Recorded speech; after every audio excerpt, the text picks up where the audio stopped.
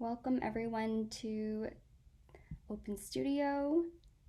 Apologies for joining the meeting late. I think there was another room that I was in, so thank you for your patience, and it's so good for you to join. My name is Laura Moy. I'm a music therapist with Harmonic Changes, and again, I want to thank you for joining me today. So I just wanted to let you know that we are recording this Open Studio, so just wanted to let you know. You can always go back and check out the recording on our YouTube channel as well. All right. So today's Open Studio is about strength-based approaches to autism, and we're going to go ahead and get started. Just waiting for a couple more guests to join. All right. So today we're going to talk about strength-based approaches to autism. For those of you who have just joined, my name is Laura Moy. And a quick note on language. In this presentation, you'll hear me use identity affirming language, and that means I'll be saying autistic person rather than person with autism. In learning from the majority of autistic adults, autism is a part of their identity that they don't need to be separated from. Another point I'd like to make before the presentation is that I myself am not autistic. That being said, I do not present on the subject as an authoritative voice speaking on behalf of the autistic community. Rather, I hope that this presentation provides an introduction to deferring to autistic voices as authorities in their own lived experience. Finally, the purpose of this presentation is not to promote one approach as the end-all be-all, but rather to provide a starting point to thinking about autism in a different way and to highlight music as one means in which autistic strengths can be amplified. All right. So what is a strength-based approach? So you might have different ideas of what that means in your mind. That could be, how you've have thought about disability in the past or how you've learned about disability in school. And so I'm just going to go through a couple of models of how one might think of disability, and it could be familiar and it could be new, so we'll go through it briefly together. So let's go over with the medical model of disability. And so what do I mean by model of disability? And that's just a way of talking and thinking through how we think of people who have disabilities. And for a long time, as long as we've been here, we've had so many different types of people, and this is how the medical model of disability approaches disability. They would assume an individual's symptoms or behaviors or traits as directly and specifically causational to dysfunction or disability. So a medical approach to disability would perceive someone with a disability as having a condition that needs to be treated or eventually cured. And so there's a dichotomy of someone who is not cured and someone who is typical or is cured. So there's kind of this dichotomy between the two. And so we're going to go over to the social model of disability, and that distinguishes between the core impairments inherent to medicalized conditions and disability caused by societal barriers. So that was a lot of jargon, but what that means is that a person who has a disability, for instance, if they might have, mobility issues where they might be, in a wheelchair and they use that to mobilize around, their medical condition and their impairment is that they won't be able to walk on their legs. And that's always going to be a part of them and a part of their personhood. But if they are able to access buildings with a ramp, that means that they no longer have that disability because they're able to access what walking people can access as well. So they are on equal footing with people who have access and can access those supports if they have those supports, such as a ramp or wheelchair or other types of supports. And then let's go to the strength-based model. Okay, and that's kind of what we're focusing today on. And that's really looking at the individual first, looking at their strengths, looking at, their social well-being, looking at do they feel included in society, and what types of things are important to this person, and looking first and foremost at their personhood, and then from there going backwards and looking at how society views them and how society might view their disability, and that interaction and how that plays out in terms of what that person needs in order to feel included, and what society needs in order for them to support individuals in a strength-based way. Okay. So when I talk about strength-based approaches, that is kind of, I think, what I consider as under the umbrella of neurodiversity.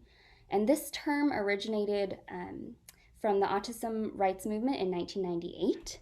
And it has since begun to evolve to mean a variation in neurocognitive functioning, which is a broad concept that includes everyone from neurodivergent people and neurotypical people. And so I've outlined what those two terms mean. So neurodivergent is used to describe those with a condition that renders their neurocognitive functioning significantly different from a normal range. So this comes back to the idea that individuals on the autism spectrum, or individuals with ADHD, or individuals that just don't fit into that typical neurology and have biological differences in their brain, that's how we would describe them. And from the autistic community, that is a term that they embrace, that they have neurological differences that make up who they are and make them unique. And so that differs from someone who is neurotypical in the sense that their neurological functioning allows them to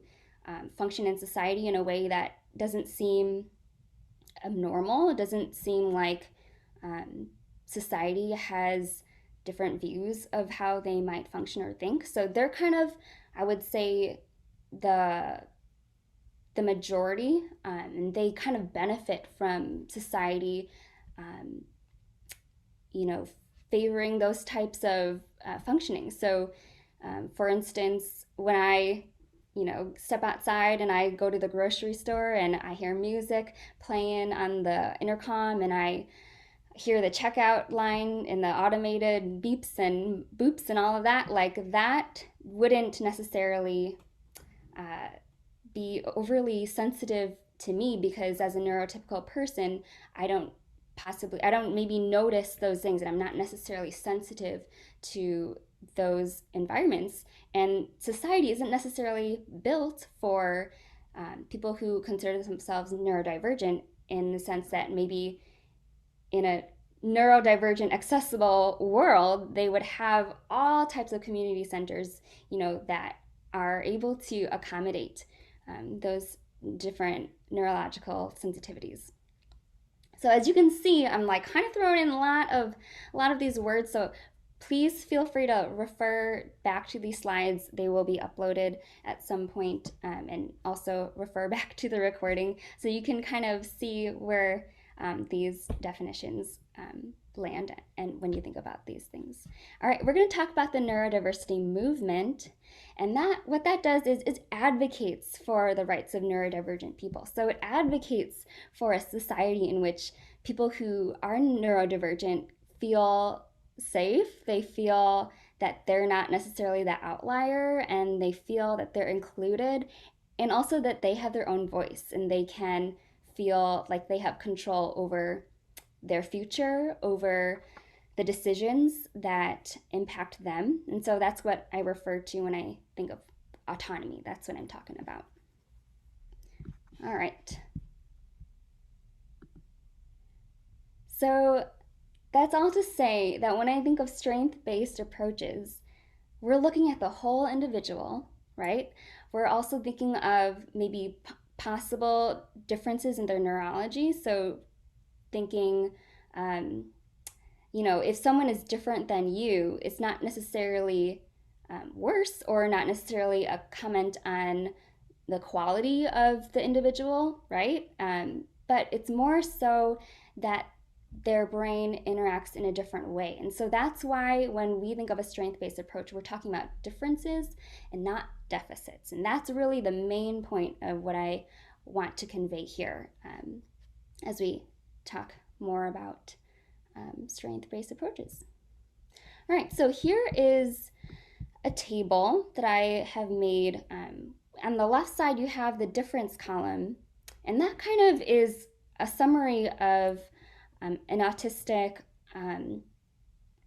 outline of their differences. So in the DSM-5, which I won't necessarily reference too much here, but this is kind of the main differences as opposed to a neurotypical individual, where you might see different attention to relationships, so social differences here, or different behaviors, interest, and sensory processing differences, and different learning profiles. So you can kind of read that on your own and kind of familiarize yourself with, if you might have interacted with an individual with sensory differences, right? Things might not be, the lights might be too bright, or the sounds can be too sharp.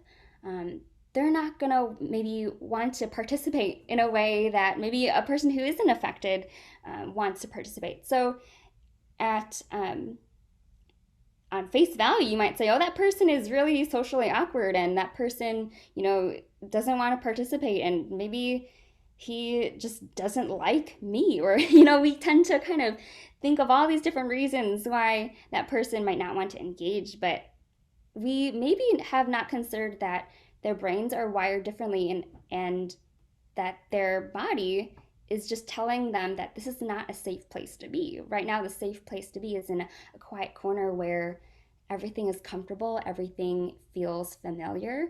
And so that's kind of that perspective, an example of a perspective change that I hope to convey here. So for every difference, there's also a strength that accompanies that difference. That's not to say or minimize any, true challenges that an autistic person might have, which do require, moments of learning, and it does require opportunities for the autistic individual to learn coping skills and, different strategies of learning. However, I do just want to emphasize that with their differences comes also a responsibility for others in their community to also step up and support them as well. Okay, so I want to just highlight the strengths on the right side. And I feel like this is not always talked about. I feel like we're always, thinking of ways to improve someone with a disability or to help someone with a disability. But I feel like there's also another perspective where we can also learn from someone who is autistic.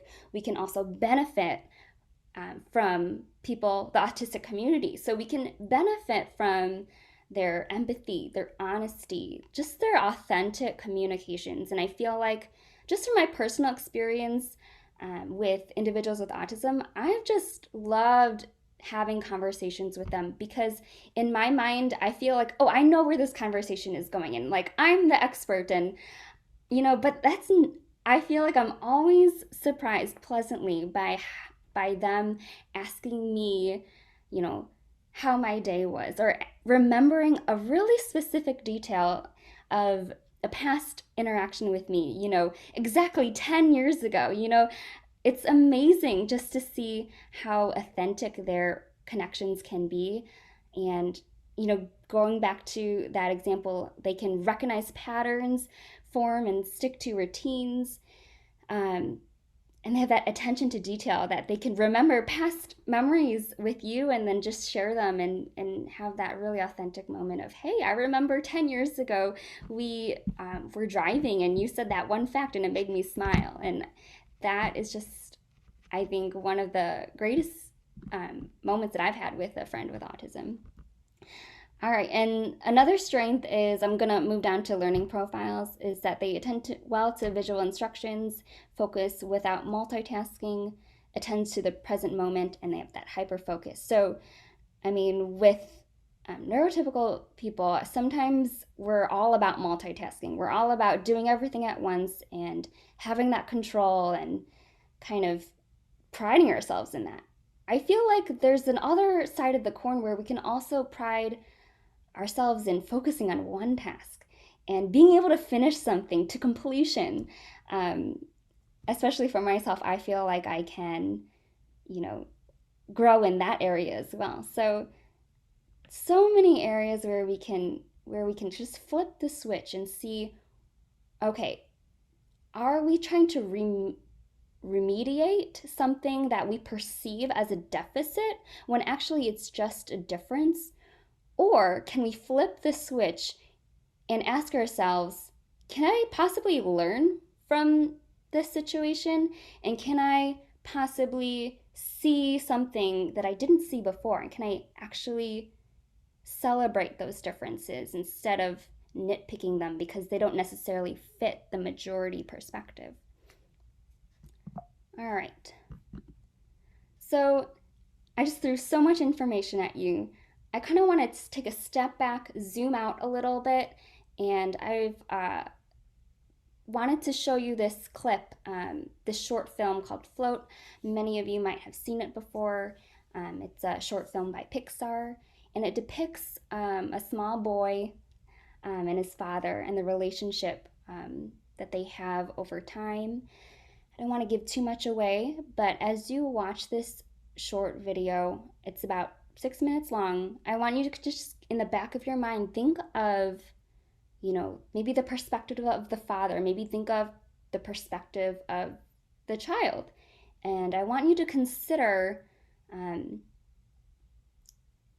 not going to throw a specific question out here, but just consider everything that we've been chatting about. What would you possibly do if you were the father? Or how would you feel if you were this child? I wanted to show that to you because I just thought it was a really powerful video that depicted so many different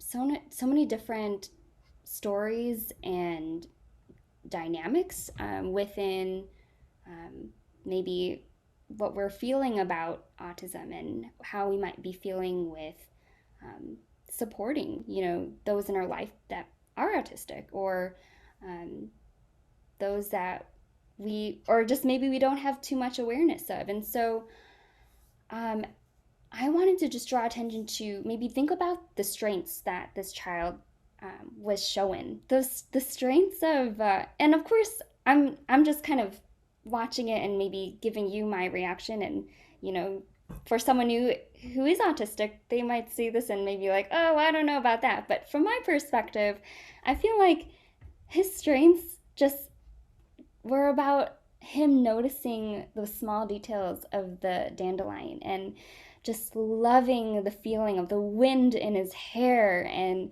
being able to see beauty in something that maybe neurotypicals don't necessarily see every day. We might just go outside and go throughout our day with our schedule in our head and thinking about our lunch and, just that to-do list. But there was so much beauty in how this boy reacted to his physical surroundings and his senses and just the way that he was able to interact in a completely unique way. Of course, as you might have noticed, there's also that weight that comes from society, just in the community, kind of otherizing those things and they're not able to see those strengths. They're only seeing differences and maybe even deficits.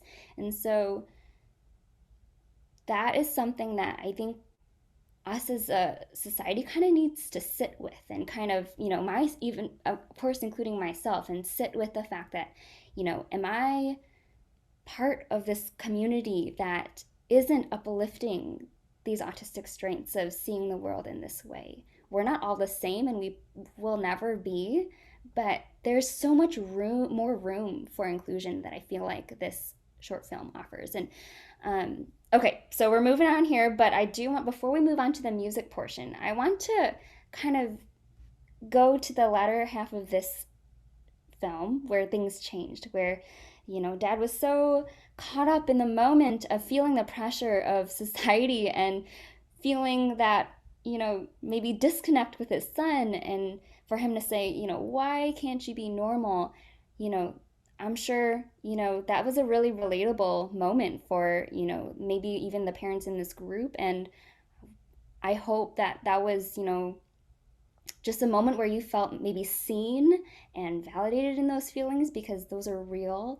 And I think the turning point in this film was when Dad was able to really embrace his son and see those strengths as himself and not as how society sees them. And so he was able to, bring his son and swing with him. And I think that was such a beautiful moment, because the swing was this way that they could bring them two together. It was a way for, swinging is, very acceptable in society. It's a way for, both people can engage in both worlds, a neurotypical world and a neurodivergent world. And that's kind of where I want to transition here, is when we think about using different tools in our community, in our world, to kind of forge that gap and kind of support those strengths, I think of that picture of the swing. And so I'm going to make the connection of, here we go, we're going to use music as a swing, as a way to connect with our, with different people on the spectrum of neurotypical and neurodivergent, okay? So how can music support the strengths of autistic individuals? How can music be the swing to support the strengths of autistic individuals? So I am a music therapist, so this is kind of what I do. I think of ways that music can be therapeutic and can be supportive for any individual. And music can foster rich social interactions by supporting shared interests, sensory processing, and different learning styles. So I'm going to get into this. And right here, I have that same table that I had before, but now I have a new column on the right. So we have the differences on the left, the strengths in the middle, and then how music can be supportive of these strengths. So we're going to talk about attention to relationships. So those social interactions, there's, we say, oh, that person is socially off to himself and he's not engaging. He's kind of just happy to be independent. And that's kind of a more outside in perspective, where we're kind of like, oh, he's different. And we leave it at that. But then let's go over to the strengths. Well, maybe we're just not able to pick up on their unique sense of humor. Maybe we're not used to that level of authenticity. Maybe we just didn't take the opportunity to consider that they might be thinking the same thing about us, where they might be looking at us and being like, they just don't get our sense of humor. I'm just going to be off into the corner and just kind of be okay with that. It's just making that flip of a switch. And so, okay, as an autistic community, there's so many Facebook groups and just autistic specific spaces where they've shared that they're really able to connect with other autistic voices and people over shared interest. And so one way that we can support that is offer spaces in which they can be themselves, in which they can feel seen and heard and validated. by just being themselves. And if that means having a rock band group that only focuses on that one specific band that they love to foster those social interactions, then yeah, we're going to provide the drums. We're going to provide, the piano that maybe doesn't go too loud. So it is really accommodating their sensory supports. So music is a really great way to foster those social connections without making them feel more like us, where we're not the goal isn't to train them to be like neurotypical individuals, because that would not be true to themselves. We instead want to foster their most authentic self, and if music can really make their musical talent shine, then we're going to offer that group so that they can connect over those things. I included this picture because this is a real rock band group called Autistics, and you can read about them. I think they're based in UK, where they're all autistic individuals, and they love rock. So they formed their own rock band, and I think before COVID they have been touring. So feel free to check them out on your own time. All right, moving on to that second row, different behavior, interest, and sensory processing. So this can, look like, repetitive play, and this can look like, being rigid to a certain routine, and maybe they just really can't stand loud noises. And, that might be all true, but then we can also look at those strengths of saying, oh, well, they're able to just know exactly what they need and make their needs met by certain things. They're able to stick to a routine that makes them feel safe, and they're able to find detail in things that we might not be able to see. And so I just want to point out in the next slide that music contains patterns that can be perceived in detail and be a source of stability and rich enjoyment. So let's go to the next slide. It might be a little overwhelming, but I just want you to see how many different ways music can affect us and just be such a rich sensory experience of, pitch. I'm going to play a little bit on the piano. It can be low to high. So that's pitch. I'm not going to go through all of these. Tempo, if it's fast or slow. I'm going to one more. Rhythm. Rhythm is a really great way that individuals can interact. Rhythm is that steady beat or any combination of a beat in music. So this all can be really just a rich way to connect with the environment and with the world. And I'm going back here. And so I think that really lends itself to individuals who are autistic that can really pick up on, oh, I love that melody, or I really like that rhythmic pattern, and oh, I really, really love how that saxophone sounds when it's in this specific environment. And so it just really allows for different individuals to enjoy art in a way that maybe other people can't. And so I'm sure and they can also create art that maybe other people can't create. And so there's just so many different ways that an autistic person can express themselves and also enjoy music that really sustains who they are. Okay, and last one, different learning profile, and this has to do with how they're learning. So it might look like maybe they're not as verbal as maybe their neurotypical peers. They might have difficulty with executive functioning. That means just organizing their movement or organizing their activities and being successful in that environment. But they are able to really learn through visual supports, and they're able to focus without multitasking and focus to saturation. So really learn a lot of one topic really deeply. And so that goes to music, where music is visual. Music has notation. Music is auditory, and music can be just an opportunity for them to really dig deep and even master music through practicing in a really focused way. One more thing I want to note is a lot of individuals might have autistic individuals might have trouble transitioning from one activity to another. You might see that in the learning environment or even the home environment. And so, music, I'm going to sing a little bit for you. Just the end of this song that you may know. Happy birthday to. And then in your heads, you might be thinking, you. And at the end of that song, you knew the right note to sing, you knew the right word to sing, and you knew that that song was done.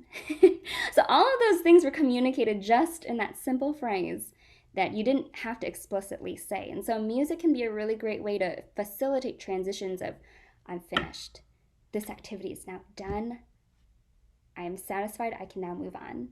And so that's really beneficial to someone who, loves being in the activity, loves being deeply saturated in the activity, but doesn't necessarily have those tools to let go because they're really deep in it. So another way to help them and support those strengths. Okay, lastly, in conclusion, I wanted to end with 2 quotes that are a lot of words, but I'm going to read them to you. You can read them on your own as well. And this is from a book that I felt was so influential just in terms of me learning, being a learner in this topic. And I still consider myself a learner, and I just love continuing this dialogue. And so this book, it's called, I'll put it in the blog. I will write a blog after this, so I'll mention that at the end. The editor is Stephen K. Kapp, and he put together a collection of autistic voices and their lived experiences to talk about themes of neurodiversity and how that relates to us as a society as well. And he says, my colleagues and I think autism involves strengths and weaknesses that amount to both a difference and a disability. And we do not consider autism an advantage overall, but see autistic people as socially disadvantaged. So I love that. He's saying that, by having autism, it doesn't make us better and superior. And I'm sure not having autism doesn't make them superior and better, right? But it's rather that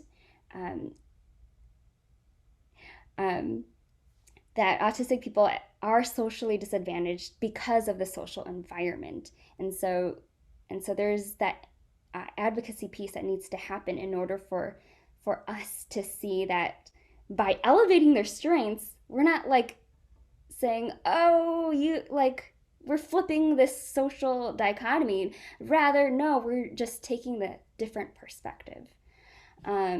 And then this next quote, my colleagues and I do not emphasize strengths overall or highlight particular strengths, but we take a big tent approach to autism that recognizes no one's worth depending on having a particular talent or ability. And wow, that was just such a big picture view of saying, okay, great, we can have supports to support someone's strengths, but at the end of the day, you are not just your strengths. At the end of the day, you are not just your weaknesses. And being able to zoom out and just be able to authentically connect with someone, no matter their neurology, no matter their disability, no matter their how society views them. And so I hope that you can take that away with you from this talk. And I've included my references really small. You can see the book I was mentioning is Autistic Community and the Neurodiversity Movement, Stories from the Frontline. And then you can read that on your own. But if you have more questions or want to get in touch with us, please send me an email or connect over social media. We'd love to hear from you. Here's our phone number, email. And thank you so much. And we loved having you, and we'll get this recording to you as well on our YouTube channel, and we'll see you on our next Open Studio, which is next month, last Wednesday of the month. Thank you.